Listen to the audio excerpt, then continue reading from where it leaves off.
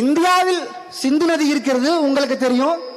சிந்து நதியை 20 விழுக்காடு சிந்து நதி உற்பத்தி ஆகிற இந்தியா எடுத்துக்கொண்டு சிந்து நதியில் 80 விழுக்காடு நதி நீரை பாகிஸ்தானுக்கு இந்தியா கொடுக்குது. பாகிஸ்தானுடைய எதிரி நாடு நீ சொல்லிக்கிற. அந்த எதிரி நாட்டுக்கு கூட ஒப்பந்தத்தை மீறி நீ தண்ணீரை தடுத்து வச்சுக்க முடியாது. ஏன்? தண்ணி கொடுக்க மாட்டேன், இந்தியாவின் தேவைக்கு போகதான் நான் சிந்து நதியை பாகிஸ்தானுக்கு கொடுப்பேன் என்று சொன்னா பாகிஸ்தான் திருப்பி அடிப்பான்.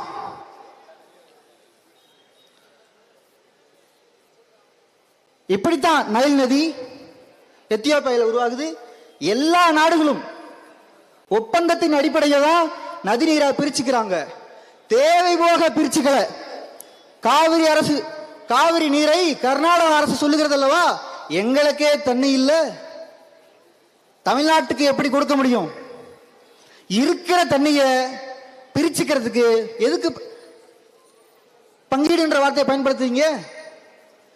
உங்களின் தேவைக்கு போக நீங்க கொடுப்பதற்கு பேரு பங்கீடு இல்ல, பிச்சை. நாங்க பிச்சை கேட்கல, எங்கள் உரிமையை கேட்கிறோம். காவிரி எங்கள் உரிமை. நீ உன் தேவை போக பிறகுதான் கொடுக்கணும். அப்படி கிடையாது. என்ன இருக்கோ அதுல பங்கு. அங்கேயும் விவசாயிகள் இருக்காங்க, இங்கேயும் விவசாயிகள் இருக்காங்க. இதை ஒரு அரசு சொல்கிறது கர்நாடகால. ஏன் திருப்பி அடிக்கல? தண்ணி இல்லைன்னு சொன்னா எப்படி வியட்நாம் திருப்பி அடிச்சிருப்பானோ சைனாவை? தண்ணி இல்லைன்னு சொல்லி இருந்தா சிந்து நதிக்காக எப்படி பாகிஸ்தான் இந்தியாவை திருப்பி அடிச்சிருப்பானோ அப்படியே தமிழ்நாடு அரசு திருப்பி கர்நாடகாவை அடிக்க. ஏனென்றால் தமிழ்நாட்டில் தமிழருக்கு என்று ஒரு அரசாங்கம் இல்ல. ஒரே ஒரு அரசாங்கம் இருந்துச்சு, தமிழ்நாட்டில் ஒரு அரசாங்கம் இருந்துச்சு. அந்த அரசாங்கம் திருப்பி அடிச்சு தண்ணிய கொண்டு வந்துச்சு.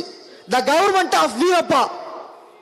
வீரப்பன் காட்டுக்குள்ள ஒரு அரசாங்கம் நடத்திக்கிட்டு இருந்தான். சட்டமன்றம் போகல, பாராளுமன்றம் போகல, இப்படி மேடையில வந்து கத்தல.